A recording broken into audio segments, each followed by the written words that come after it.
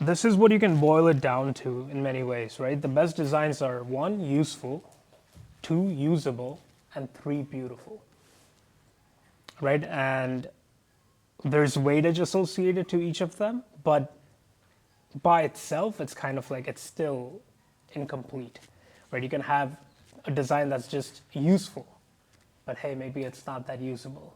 Hey, maybe it's not that aesthetically pleasing to look at. So all three of them, it's kind of like the holy trinity of design that you have to keep in mind. But first and foremost, before you actually, there is a process to this. You have to start with it being useful. It should solve a problem for the user, and it should meet a need for them.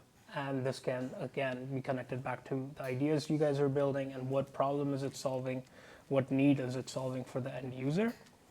And if it's not useful, it does not matter how usable or beautiful it is. So you have to just nail that part first. Once you have that, then, well, it's pretty simple from then on, right? Just make it usable. A person should not have to work a lot in order for them to understand what this is. Like who's in Da Vinci Code? Yeah, they're not here to solve a fucking puzzle or mystery, right? They just want to, they found something useful, now they just want to use it. Do not make them work extremely hard to figure out how they need to interact with it and things of that nature. And a lot of the things that I talk about may be taken into context of like actual web design or app design, but it can be applied to everything. So think about how usability applies to you and your domain, whether you're making music or videos or films or art. It does, like, all of these things are extremely important in every single domain. And if it's difficult to use, like, they'll just churn. And we see that the easiest is like you can just look at your analytics and they'll just fucking, if you put out a trash video that you think is aesthetically pleasing, but no one interacts with it, that's your sign that, hey, maybe they didn't find it that useful. Maybe there weren't enough insights in the video that they can walk away with. So it's like, it's again, a culmination of all of those things together. And yeah, finally, this is obviously, like, all of us know what good design looks like. And I'll talk about that briefly, but yeah, just make it aesthetically pleasing, yeah. Which would you say is the most important? Like, is it usefulness? Like, which? Have you seen the slide deck before? No. Damn. We'll get to it, but I'll answer that in just a second. Yeah, but at any point, feel free to ask me any, these are like very abstract concepts, so like feel free to like ask any questions, man. What's like one free example of that journey that you just went through, or say picking like an outfit, or like Picking what, bro? or like Picking. I said picking an outfit. So like Outfit. If I'm wearing an outfit, how do I design that outfit for myself so that it meets those criteria for like other people? And what does that actually look like in practice? Yeah, so, well, it's depends on what the film is about, depends on how the story goes. Are you talking about films? I first mentioned outfit, second thing was film because it seemed like I wasn't communicating. Also, basically, like, what are you trying to communicate? What's your story? How do you want people to perceive you? How do you want yourself to be perceived by others? Right? I wear the same outfit every day, every single fucking day. There's many reasons for that, but again, at the end of the day, it's like it's an intentional choice I make, right? So, and that answer is different for everyone, right? Where a lot of people are extremely vocal about how they want their personality to be projected by the outfits they wear, and then how you can meticulously iterate and cater that to the audience and your needs, and use feedback, right? So yeah, finally, make it pleasable, enjoy, and just make sure that in your efforts to make it aesthetic and beautiful, do not sacrifice on usability and usefulness. Make sense? So, Braden, what's the most important? Again, useful. For most of the work here, it's gotta be useful. Right? And in some cases, those things are figured out for you, but you can still like experiment. Like Ryan's a good example, right? He can go out and reinvent apparel from the ground up, but hey, maybe his version of the T-shirt is not that applicable to like the ones that we are all like familiar with. So he can iterate on that, but that's a good starting point. That hey, just a T-shirt as we know today.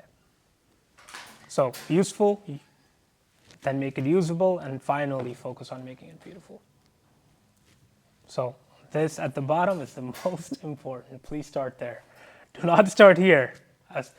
Starting here is no different than the shit show we see on Dribble. Right? To me, that's no different than just being a snake oil salesman. Yeah.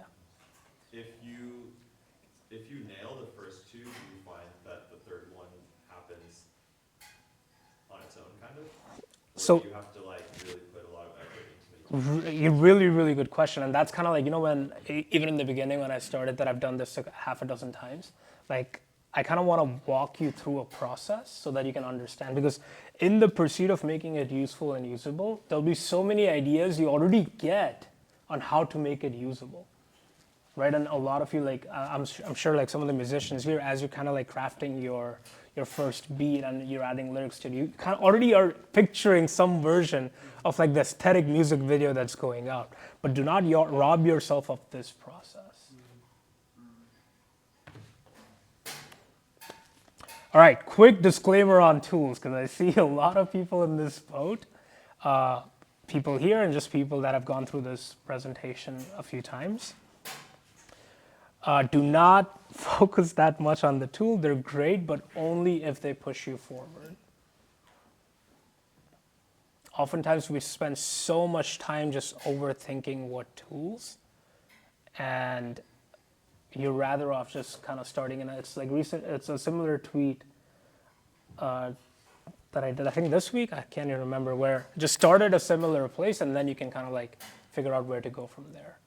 But do not like wait 6 days evaluating the best fucking framework. Should I use Premiere Pro or DaVinci Resolve? Like, stop, right? Just start somewhere familiar and go. It's okay if that place is Canva. It's okay if that place is CapCut, right? It's completely okay. So I get that a lot where people are just obsessing about, hey, Stavan, Framer, huh? That's the move now. Like, what do you use right now, right? Is it going to take you 2 months to learn Framer and then 2 weeks to implement? Like, then you're robbing yourself for essentially 10 weeks worth of time. Whereas you could have had 10 weeks worth of feedback in that time. So it does not matter, but again, as long as you have something to start with, just go from there. Yeah, so start with something you're comfortable with, ideally one that you already know how to use. For me, a lot of times, that's fucking pen and paper, baby, right? I just go directly in pen and paper and just like start ironing it out.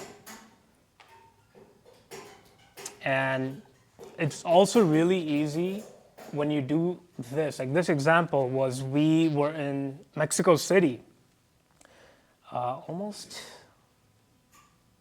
2 years ago, well, 18 months ago, and we were figuring out the next chapter for BuildSpace at the time. And we had like a good brainstorming session, and immediately I like, right then and there, I was like, okay, what do you guys think? Right, especially if you have like a team of trusted people around you, you can just be like, hey, what do you think? And then take that feedback. So essentially that was this. I just drew this out for them, and I showed it to them, got some feedback, and then just moved on with it. Again, all done within a span of 15 minutes after the conversation happened. I could have very well gone into Figma, spent 2-3 days on it, but again, I'm robbing myself of that. And I've made that mistake a lot in my teens and like early 20s, where I feel like we can be better about this, right? And I just don't want you guys to make that same mistake. Because I see that, right? Where so many times you guys are afraid to share with us because you want us to envision like the final product that you guys are like thinking about.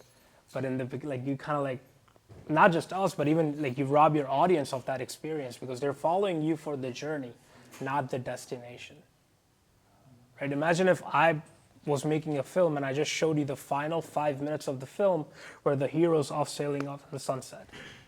Like you'll be like, well, what's actually his journey? What's his ups and downs? And you guys are all like that hero, and your audience at large is like, again, subscribing you to that film. So please, please, please, just show that, like bring them along. So yeah, when you overcomplicate this, you create like these unscalable mountains in your head. So you just have to like break, like even if you look at the logo that's on a lot of your guys' chest right now, like the way that was designed was, hey, like we just help you scale unscalable mountains. We just make it so that the steps are there for you to kind of just go and achieve whatever it is that you want to achieve. And yeah, once you have feedback, you can improve it. So essentially, I got this. Immediately then, I was like, all right, let's not even go to Figma yet. Excalibur, let's rough it out.